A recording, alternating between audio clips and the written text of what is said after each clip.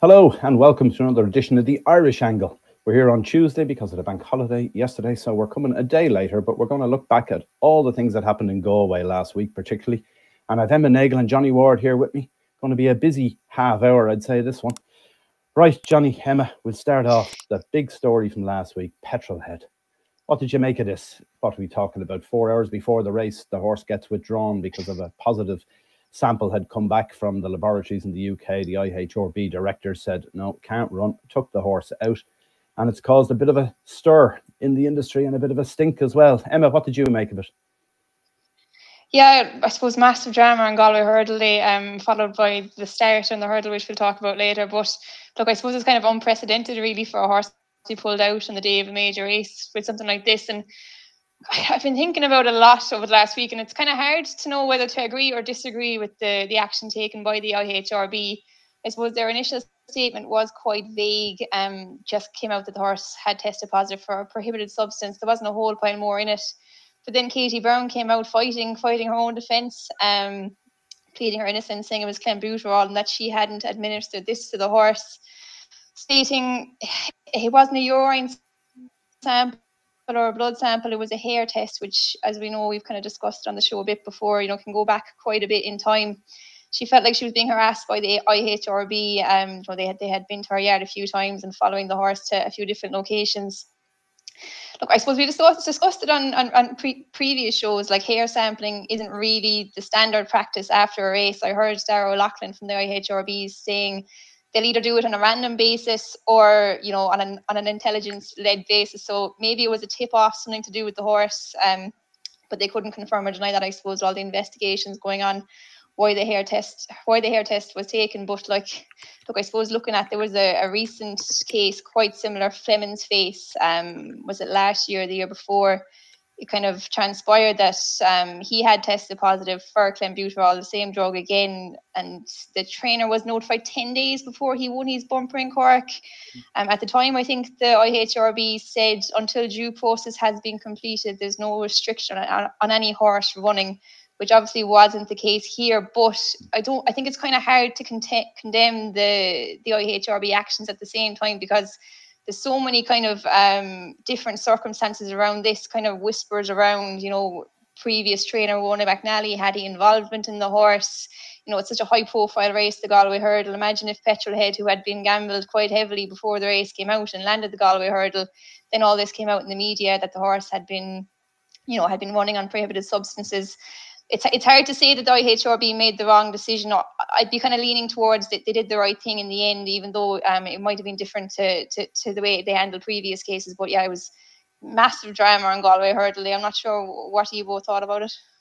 Yeah, massive dramas for sure. There's no doubt about it. Lots of things in this. The first one is the IHRB had known for about a week that there was a screening finding. Seemingly that's the initial notification they get back from the laboratories in the UK to tell them, there's a bit of a problem with a sample here that you sent us, but it's not absolute confirmation.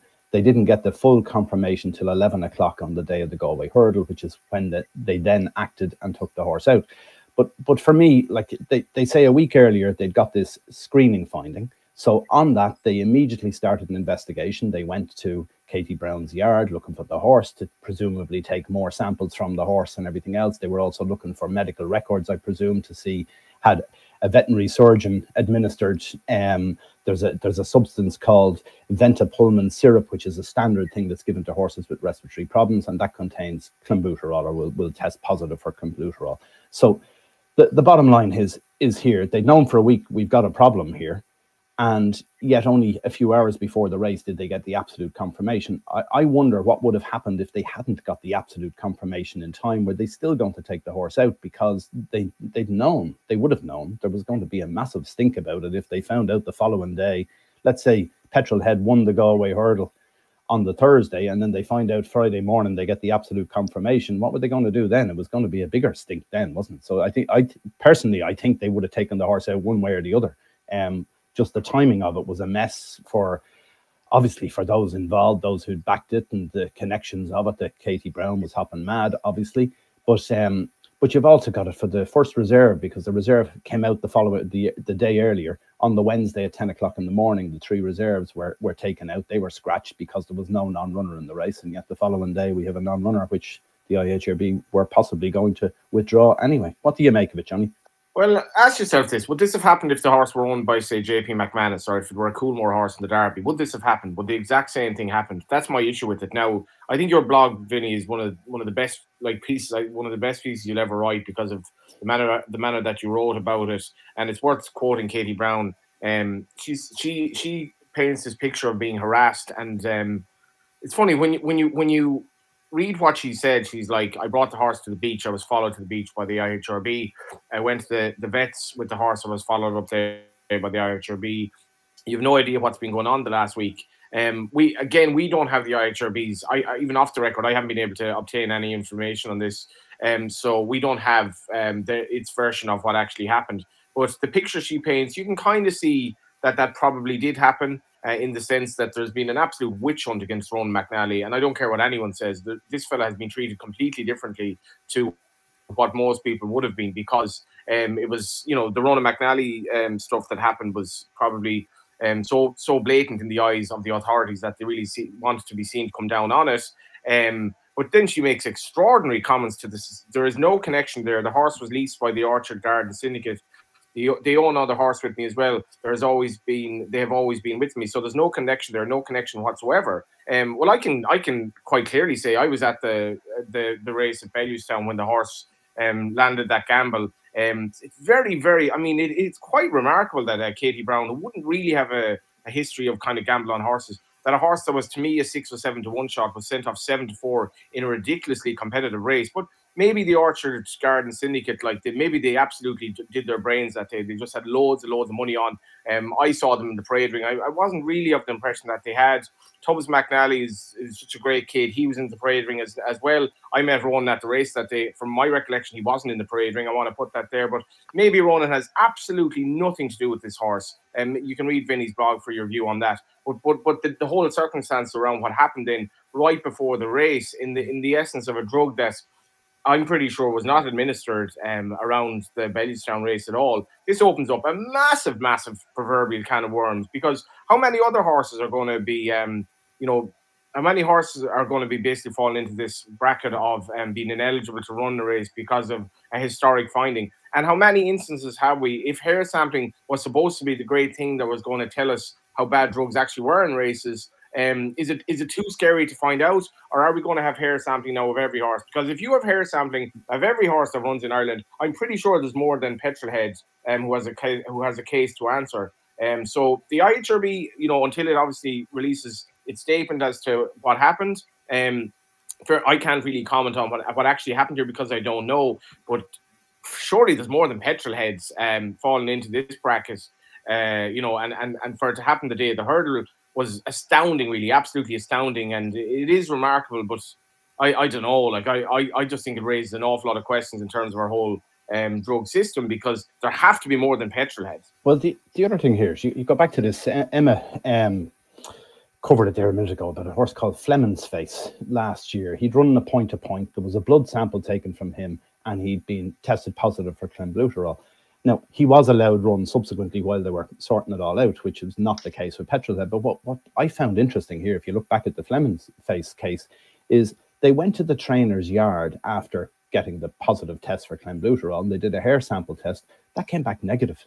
So maybe the hair isn't the absolute answer. I had presumed it was for these long-term things within the system, but to think a horse can test positive at a point-to-point in a blood sample for clenbuterol, and then a few days later or a week or two later, they do a hair test and it comes back negative. So I'm not sure if it's the absolute answer, but it seems to be. We wouldn't have found out about the Luke Comer incidents of all the horses there with anabolic steroids if it wasn't for a random hair sample test taken from a horse that finished 4th in a race at Leopardstown, which is almost unprecedented, because it's rarely they test anything bar a winner at the races. So I've called for this in the past, saying why not just go do it for 6 months or a year, test every single horse. I don't care how much it costs. There's a fortune in this industry. We're told it's worth billions every year, and yet what could it cost to test every horse in Irish racing for a year? Could it cost 10 million? Maybe. Could it cost 20 million? Would they be afraid what they'd find out? Sorry, Johnny? Would they be afraid what they'd find out? Well, that's what I'm wondering. Is that the reason behind all of this? I just don't know. Like, it seems we could clear the thing up once and for all here. No more messing. We know exactly what percentage of horses have what percentage of different drugs in them, and we can start to draw a line in the sand and start from there and move on. Whereas at the moment, they keep telling us drugs is not a problem, and yet every time they do a bloody hair test, it pops up something else has come along. So, yeah, it's unsatisfactory, and I don't know whether we're going to get to the bottom of it. We possibly will in this case, but even this case, this is a can of worms for everybody, isn't it? Because, like, the question is, Clenbuterol, when was it given to the horse? As you said, it's highly unlikely Katie Brown gave it to the horse, because the horse did 2 urine samples after the win in Downpatrick and the win in Bellewstown. They both come back negative. And Clenbuterol, if it was given to a horse within 14 days, it will pop up within those samples. That seems to be the standard thing here. So we can presume, or nearly categorically say, that Clenbuterol was not given to Petrol Head up to 14 days before he first ran for Katie Brown. So we're saying it came in a hair sample, which probably which is a longer term, that it can be within a horse. So we're dealing with something here that was probably given prior to her getting the horse. Now, where was the horse for the last 2 years? I have no idea. We know that the last time it ran, prior to going to Katie Brown, it had run for Ronan McNally. It was owned by him. It had landed a gamble on its second last start. Then it started odds on and got beaten with Davy Russell on it. On its final start, it was almost 2 years before we see the horse again. So I've no idea where it was or what happened to it, but I'm sure the IHRB can somehow find this out. One other thing that drives me mad in these cases is the ownership of horses. When Petrol Head was declared to run the last 3 times, including the day in Galway, we have it that this Orchard Garden Syndicate is down as owner. According to Katie Brown, they don't own the horse at all. They lease it. They also lease another Ronan McNally horse called Full Noise. How did they get that? I don't know what's going on here, because Full Noise left Ronan McNally and went to a guy called Paul Trainer, and it was down to be owned by him. So did they happen to did they lease it off him? Why did they lease 2 horses out of McNally's? Ex-McNally horses? Like, it's a mess, isn't it? So I don't know how they get to the bottom of all this. Anyway, we're going to move on from this to the next thing, which is the start of the Galway Hurdle. Emma mentioned that there was a lot of controversy over it. I actually had a phone call the other day from Paddy Graffin, who was the starter in Galway, and gave me a lot of very interesting things around it. He was very upset about the start, as you can imagine, because there was a lot of flack he was getting over it. And he'd explained that going back years ago, they used it for these jump races. They just have a tape start. It was a standing start years ago, and it was up to the best jockey would get the best position, whether it be on the rail or whatever it was, and they'd get a flyer and so on. Over the years, they've changed this. The standing start then gone to these walking starts, and there's a whole load of other protocols brought in that mainly have been instigated by the jockeys themselves, have looked for different things. They've looked for races not to be started on a bend, so now they start them on straight stretches. They don't want an obstacle, so if it's in a hurdle race, they don't want to see a fence too close to it on the outside or whatever, this sort of thing. So that's been done. The likes of Galway make huge efforts to make sure, because it's quite a twisty track as well, to make sure the starts are in good positions and everything else. They've also put loudspeakers in place so that that all the jockeys can hear what the starter's instructions are and so on. So according to Paddy Graffin, what actually happened here was, after all the horses' girths had been checked and everything else, they were still 2 minutes before the official start time for the Galway Hurdle. So he instructed the jockeys to take a walk back. There was a hurdle around a furlong before the start. So he told them, walk back to the hurdle, turn and walk back to me. So he said they headed off, and he said they'd already been jig-jogging at the start and they were all looking for positions. But anyway, they started to walk back.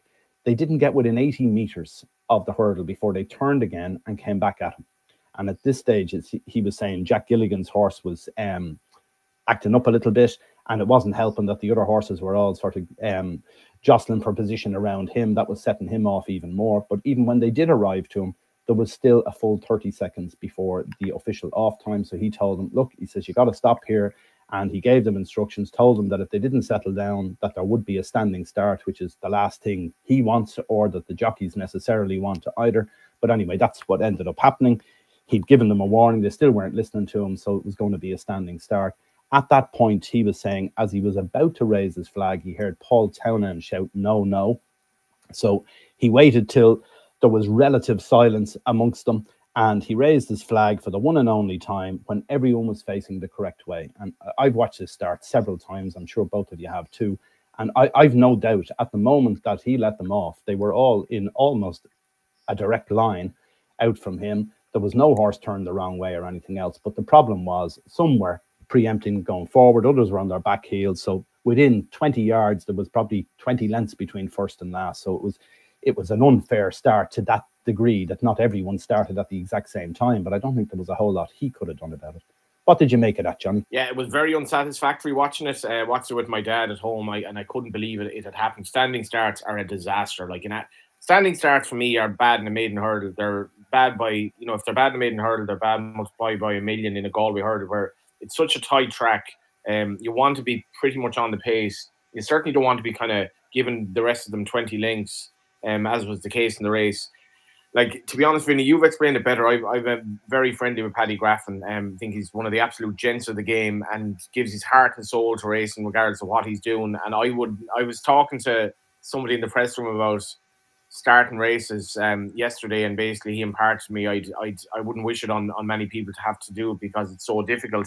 You can't have a standing start in the Galway Hurdle. It's just not going to work because horses have a different response to try. Like, if you ask a horse to jump off without kind of being trotted in, you're going to have completely different responses. Some horses are highly strung. Some horses will practically go to sleep. Some jockeys will be better than others. And as much as you'll never really get a fair start short of having stalls in a Galway Hurdle, this standing start just can't work. And I have major sympathy for Paddy because I know, like, if you're a jockey, obviously you're going to try to get an advantage here. It's a massive advantage to be on the pace and out of trouble in Galway. And we've seen that obviously throughout the week, but it was a far from satisfactory way it worked out.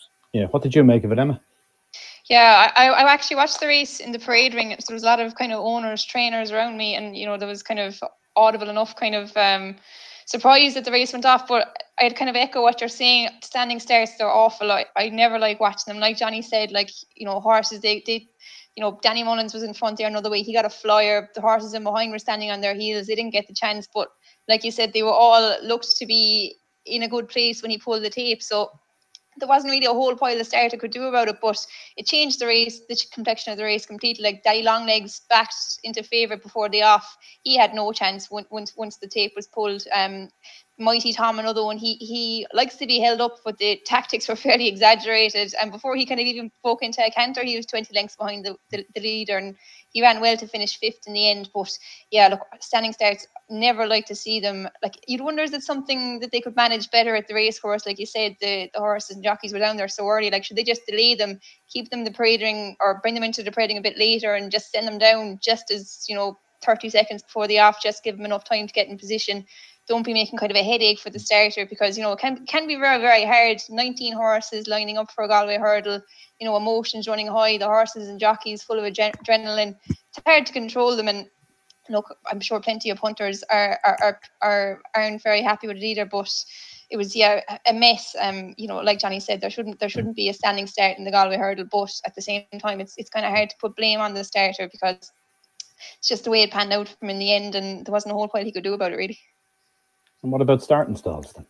Like, could they have a different size starting stall, a slightly wider one for National Hunt horses, something? I don't know. We can use it. Imagine on the ground. The ground would probably be the issue there, wouldn't it? Like, imagine going potentially. To... Yeah, but I don't know. Look, there has to be a solution somewhere in all of this, and what we saw wasn't ideal from either point of view, either the jockeys or the starter. Nobody seems happy after it, so they're going to have to look at it. But what did they do? They've made so many changes already. Like, at one stage, the jockeys saying the reason we were doing whatever we were doing was we couldn't hear the starter, so they put a loudspeaker system in place and so on. It's like, there's, where do you draw the line now? Now they have a loudspeaker, they're still not listening, so I don't know what you have to do. Put earpieces on them or something, I don't know. Anyway, we're not going to sort that one out, I suppose. We'll move on to one other thing from Galway that I want to discuss before we look at the actual racing, was the attendances at Galway. I wasn't there. Emma, you were there a couple of days. Looked to be very big crowds. It was great atmosphere. The bookmakers seemed to be taking a fortune of bets and keeping most of it.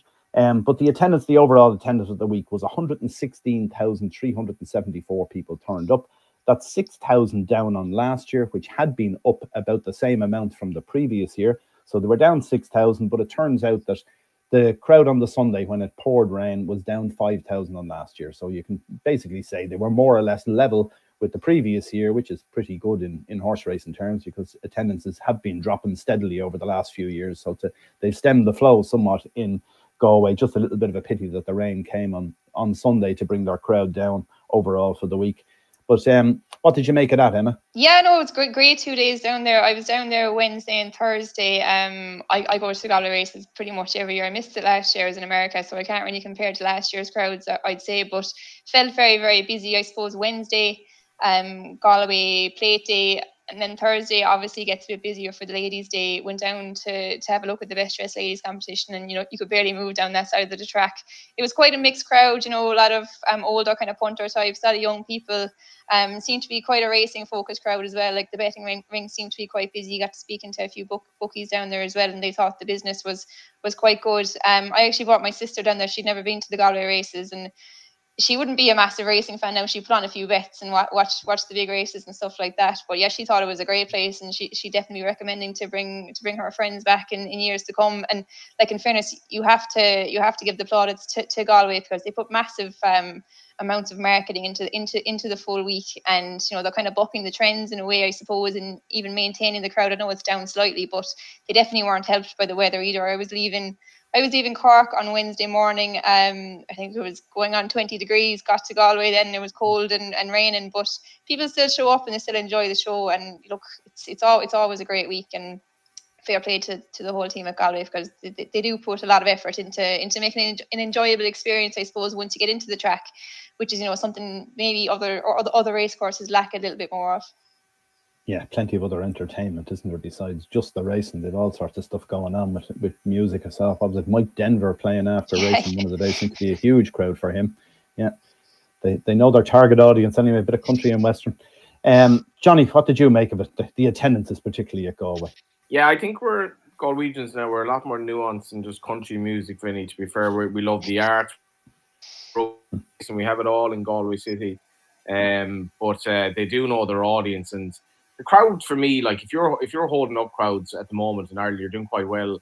Racing isn't as easy a sell as it was, and the crowds aren't what they were. But considering the weather on the Sunday in particular, I think Galway are doing well. Like I still feel too many race courses aren't making the effort to target people to go racing, because I will stand by it. If you get enough people going racing, it's still a really, really enjoyable experience. And like, I actually feel Galway is pretty much the best that Irish racing has to offer in the sense of a package, because the racing is very good. It's really competitive. Every horse is trying. So you can go into a race, you can even back a 200-to-1 chance, trained by Iggy Madden, who hasn't had a winner in 300 years in a bumper, and it wins. It's an amazing festival. You have really good flat racing, really good jumps racing. It's the only mixed card of it left in Ireland. Galway is pretty much the best city in the world as far as I'm concerned. It has everything, and I'm glad that it's holding on to its appeal. I couldn't make it down now last week, but I do wish more racecourses would make the effort that Galway do.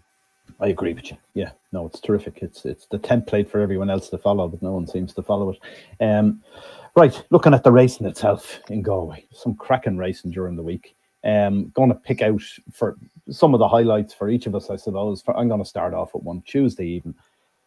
Mexicali Rose for Joseph O'Brien. I thought this horse got an absolutely unbelievable ride from Wayne Hassett. Now, I hadn't taken much notice of Wayne Hassett. I know he's riding winners. I know he had a bit of a problem in Killarney recently, where the horse went through the rails near the winning post and all that. We also had a piece that Emma had recorded recently with Oisin Murphy about his racing story, and he was asked to pick out a jockey he thought, one of the apprentices at the moment he thought might make the big time, and he picked out Wayne Hassett. So when I saw the ride he gave this horse, like, it was a relatively fancied horse, I suppose, but he had a very good draw on the rail.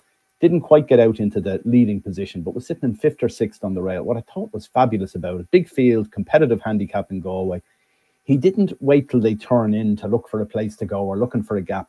He made his own gap well before they started to turn into the straight. He started to edge out. He moved 1 off the rail, then 2 off the rail, then 3 off the rail. Then he turns in, he's 4 or 5 off the rail, clear line of sight, away he goes and wins. I thought it was a superb ride. Reminded me of Mick Canaan in his heyday, to be honest with you. Emma, what were your highlights from the week? Sure, look, I suppose the big race winners, Pinkerton, the celebrations in the ring after that one were fairly enjoyable. the owner, Philip Polly, when he won in Punchestown, there was some great pictures of him celebrating. I saw it firsthand then in Galway. They had a great time. Look, Ross O'Sullivan, I suppose you have to give him a mention. What a week he had, 4 winners. I was down there a month or 6 weeks ago maybe, and he was kind of saying how important a Galway winner is for kind of a trainer like him, trying to improve his horses, improve his yard, and he got 4 of them in the week, and a good spread of jockeys riding for him. He had one on the Thursday, an owner, Tommy Ward, who actually met when I was in Ross's that day, and the celebrations there were massive. And look, we talked plenty about the Galway Hurdle start, but it was a huge performance, and I got to talk to Joseph and JJ after it, and you could tell by Joseph, like, for a man who was training massive winners all over the world, he was really, really delighted to win the Galway Hurdle. And I suppose that family connection as well with JJ, who was so humble as well after his interview. Like, what a year he's had. Cheltenham winners, Grade 1 winners, now Galway Hurdle winner. It's been a massive 12 months for him, and he's kind of saying how he just wants to keep driving on and getting more. So look, there's plenty you could pick out. There was a good 2-year-old fillies race as well, that Aidan O'Brien winner. A great week and a great spread of winners, different trainers. There was kind of a few stats going around of a few of the bigger names like Henry de Bromhead, Gavin Cromwell, even Willie's horses, although he was top trainer, probably weren't firing to the same extent, which that's probably the great thing about Galway, that the smaller lads can get in there with winners, like Johnny mentioned, Iggy Madden, lads like Ross O'Sullivan kind of dominating throughout the week. It's a week kind of different to what we're used to in Irish racing. There's kind of a lot of domination from the bigger yards, and Galway kind of bucks that trend as well. Yeah, it was looking with only a couple of days to go. Like, Ross O'Sullivan could have been leading trainer on the week, which would have been absolutely astonishing. You'd have got $1 million to 1 that before the start of the week, wouldn't it? Just goes to show. Willie Mullins, what, 5 winners he had? You'd have expected to have 3 times that, wouldn't you, over the week, realistically, with the ammunition he had going into it. The same with Dermot. A few burnt fingers there back in some of his short ones during the week. We always think he's going to go and win a maiden or 2, and he used to be perennial champion trainer down there, leading trainer for the week. But obviously Willie took that mantle, and now Dermot can't get a winner in the place. What did you make of it, Johnny? I think Willie is finished, to be honest. I'd be writing him off as a trainer. I think all the shows that he's on the way down. I'd say he enjoyed. I texted him last night, actually, a photo of his the Facile Vega sister that won in Cork, and he got back to me and whatever, and I think he probably enjoyed Galway for all that. He didn't have that many winners, but something struck me in Cork yesterday. I was in Emma's local track, Mallow, and there were a couple of winners mad odds on, and Saint Sam won, and Saint Sam would be probably, like, you'd have to say, the most talented horse running yesterday at Cork. Now, he was running in what turned out to be a 4-runner, but still a good quality 4-runner hurdle race. When he came back into the parade ring, there wasn't a sinner around. There was no atmosphere, nothing. He was the best horse there, and nobody cared. Nobody cared at all, even though he was the best horse. And then you had 0 to 95, divided 0 to 95 handicap hurdles, where the atmosphere around the people there and the people involved in these winners, John Kiley having a winner, and I spoke to John Kiley afterwards about what he felt was like a kind of the hardship of jumps racing now for the smaller person. Similar comments to Joe Murphy when he had a winner about getting the people back racing. Irish people, for me, basically don't give a shite about how good the horse is. They just don't care. See, the Stars couldn't get a massive crowd at Leopardstown. He was probably the best horse, or the second best horse I ever saw. You want to include Frankel. People want to support working class people, or farmers, or local people, or normal people. They want to see them do well. They don't care about the big connections winning. They don't care about the very good horses winning. And that, for me, was what makes Galway special. It's the fact that you have a massive spread of people who are just normal people. And Noel Neal spoke about this after the plate. It's normal people. Irish people, for me, even in the horse world, they talk about good horses, but it's not enough to motivate them to go racing anymore. They want to go racing to feel part of something. They want to go racing to feel part of something like Denoli. They want to see the small man and the small woman win. And the atmosphere for me in Mallow last night was all about connections rather than the actual quality of the horse. And like when Eamon Gallagher had a winner who trains in Connacht, and when the owner, whose name I forget now, but interviewed the owner, it was all about his family, and they had bred the dam. They had bred the horse, they did the dam won in Cork. And the amount of people, the amount of family, and what that meant to them in the parade ring. Whereas when Saint Sam came in, none of the connections were there, and it was he was by far the best horse, but it didn't matter. Nobody cared, and nobody probably backed him either. And for me, that was quite telling yesterday. In relation to the week itself, I've been on about Wayne Hassett for a while because I've been doing a lot of the kind of run of the mill flat meetings. He gave a ride to Whimsy in Sligo where he basically should have won. He should have won the race. They went a mad gallop. Jake Cohn went off in front on a horse that was just done and went off very, very hard, and the horse was only done in the last maybe 200 yards. And I thought that ride that Wayne Hassett gave the horse up until the fact that he should have won, but the patience he showed on the horse was unbelievable. And I've been following him kind of ever since, and I've his granduncle Martin, I'd be a big fan of going racing. I think this kid is absolutely top class in an era of really good apprentices. And just to mention Kevin Blake, Kevin Blake lost a very good horse on the flats only a week before Galway. For him to have that turnaround. But for me, the highlight of the week was actually one of the old dogs, Shamie Heffernan, his ride on Physique, the trainer, Mickey Fenton, the job he did, and the game attitude of the horse. If I back that horse each way, I'm thinking coming into the dip, at best I'm going to be placed there. He's going to be swamped. And the way he put his neck out and the response he got from Shamie, beautiful photo of them past the line on the Irish Racing, IrishRacing.com site as well, I presume from Healy Racing.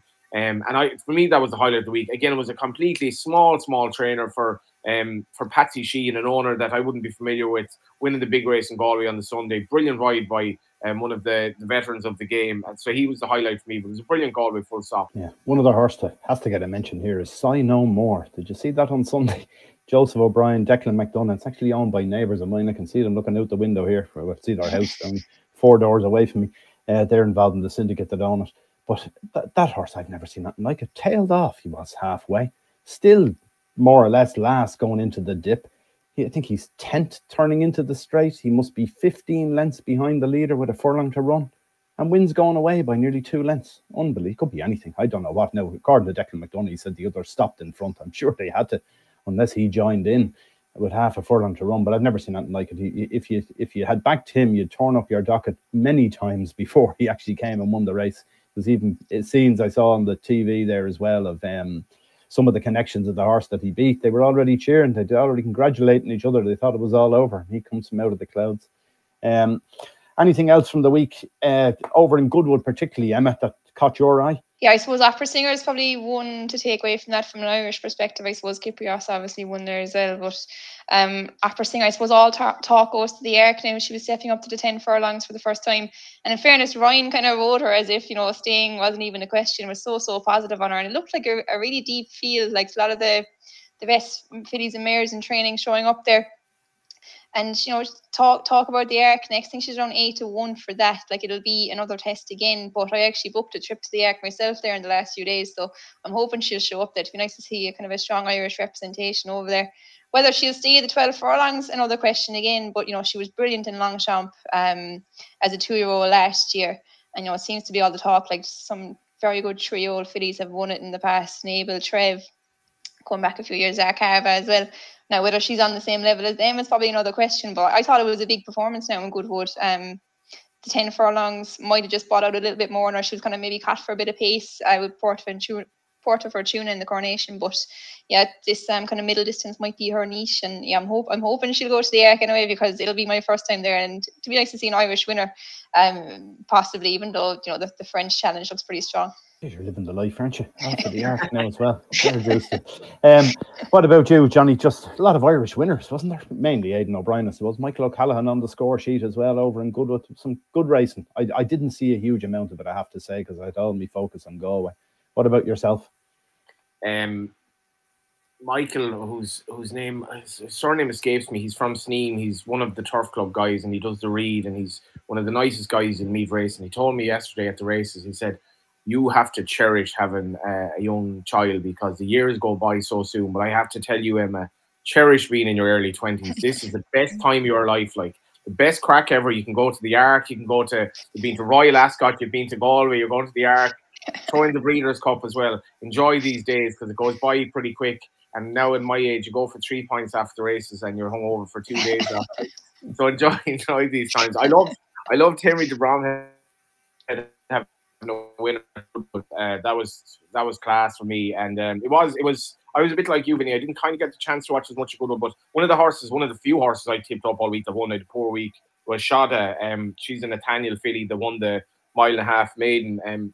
I felt that she's actually owned by Ray Grehan, who is the brother of Guy we would have bought land off years ago in Glenamaddy years ago, and they're really, really high achieving family. But I don't think Ray had ever had a winner at Galway. The colours would be relatively familiar, but I was presuming the horse was laid out for Galway, whether she was or she wasn't. But she's a real stay in pedigree. She's by Nathaniel, and she is half sister to Story Rory and Roll With It, who won over 3 miles, and the dam was a hurdle winner. So it's a real stay in pedigree, and she won over 1.5 miles. So I can't wait to see what mark she gets, and if they could find like one of those good handicaps, one of those good staying handicaps at the end of the season, that man JPOB, I think will find a race for her. She looks a lovely staying horse.